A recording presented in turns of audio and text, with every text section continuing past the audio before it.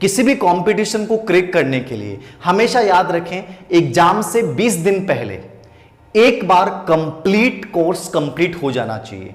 20 दिन बाद में आपको उन्हीं चीजों को देखना है जो इंपॉर्टेंट हैं, मतलब एक निर्धारित सीमा के दायरे में कि मुझे साइकोलॉजी को इतने घंटे देने हैं, हिंदी को मुझे इतने घंटे देने हैं, टीचिंग मेथड को मुझे इतने घंटे देने हैं, सब्जेक्ट को मुझे इतने घंटे देने हैं। और आपको उस टाइम के निर्धारित तय कि मैंने मान लीजिए मैंने तय कर लिया कि मैं 30 अगस्त तक कंप्लीट सिलेबस को एक बार पूरा का पूरा याद कर लूंगा और 30 अगस्त के बाद जो है मैं केवल उनका रिवीजन करूंगा, वहां नई विषय वस्तु जो है मैं नहीं पढ़ूंगा। इसको अपन क्या बोलेंगे, टाइम बॉन्डिंग। क्या बोलेंगे, टाइम बॉन्डिंग। यानी एक निर्धारित समय में जो आपने कार्य योजना बनाई है उसको पूरा हर हाल में करना है। ऐसा नहीं हो कि आप 20 सितंबर तक कोर्स ही पूरा नहीं पढ़ पाओ और फिर घबरा जाओ, सर अब क्या होगा, सर अब तो प्रेशर लग रहा है, सर हमें तो लग रहा था तीसरी लहर आ जाएगी लेकिन वो भी नहीं आई और इस तीसरी लहर के इंतजार करने के चक्कर में हमने कार्य सिलेबस से पूरा नहीं किया।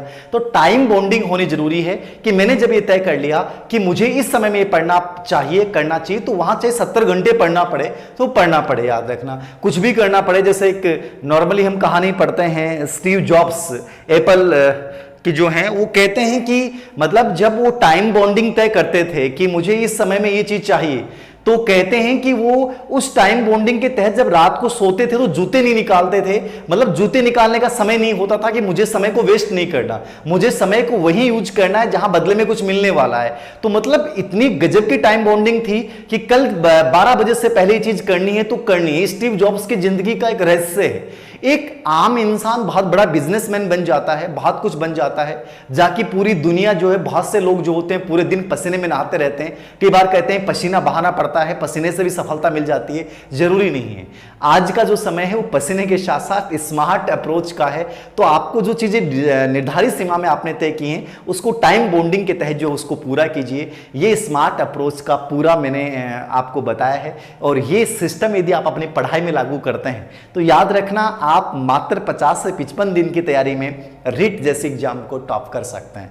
ये उन बच्चों के लिए मैं सुनहरा अवसर बता रहा हूं जिन्होंने कुछ भी नहीं पढ़ा है और वो अब चिंतित हैं। तो उन चीजों को, उन बच्चों को ये चीज देखनी है कि मैं स्पेसिफिक चीज दिमाग में लाऊं, बाकी चीजों को छोड़ दूं। स्पेसिफिक का मतलब जैसे मान लीजिए आज शादी थी, आज क्या थी, शादी थी और मेरे किसी दोस्त की शादी थी, लेकिन मेरा रिट का एग्जाम है, तो मेरे दिमाग में केवल मेरा एग्जाम था, शादी नहीं होगी। दोस्त को कहूंगा कोई बात नहीं, तेरे बच्चा जब होगा तब उस समय आ जाऊंगा, यार सॉरी, रियली सॉरी, बुरा मत मानना, कोई बात नहीं है। क्योंकि आपके दिमाग में स्पेसिफिक क्या है, रिट है। तो दिमाग में उसी चीज को रखो जो आपके लिए बहुत जरूरी है। फिर मेजरमेंट का मतलब कि जैसे आपने वो तय किया है वो शाम को डेली उसका मूल्यांकन होना चाहिए कि आपने आज क्या पाया और क्या खोया।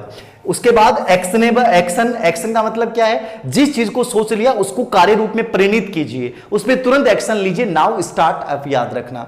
और रिलीवेंट का मतलब है वही चीजें आपको देखनी है जो आपके एग्जाम से, आपके सिलेबस से, एग्जाम पैटर्न से रिलीवेंट हैं। आपको पेपर्स को हल करते हुए देखना है कि कौन चीजें पढ़ूं, कौन चीजें नहीं पढ़ूं। और टी का मतलब है टाइम बॉन्डिंग, यानी एक निर्धारित समय के तहत जो है मैं उन चीजों को करूंगा। याद रखना, ये सब चीजें हैं।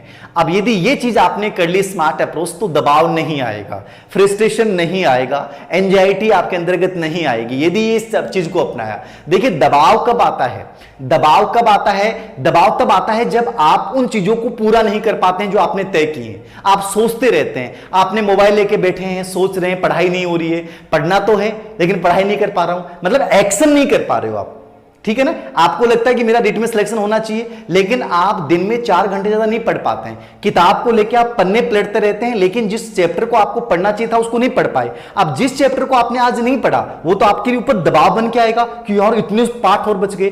तो हमेशा एक्शन की मुद्रा में रहिए कि यार कम से कम आज का दिन मिला है तो आज के दिन में मुझे 6 चैप्टर पूरे करने तो करने हैं हर किताब में। तो वो कम से कम वो आपका प्रेशर कम करेगा। आप केवल विचार करते रहते हैं, सोचते रहते हैं, सिर्फ इमेजिन ही करते रहते हैं, तो वहां आप दबाव को आमंत्रित कर रहे हैं क्योंकि वहां पे स्मार्ट अप्रोच नहीं अपना रहे हैं। तो ये चीज एक्शन की मुद्रा में रहिए कि पढ़ना है और इससे पढ़ना है। आपकी बहुत सारी चीजें मैंने ऐसे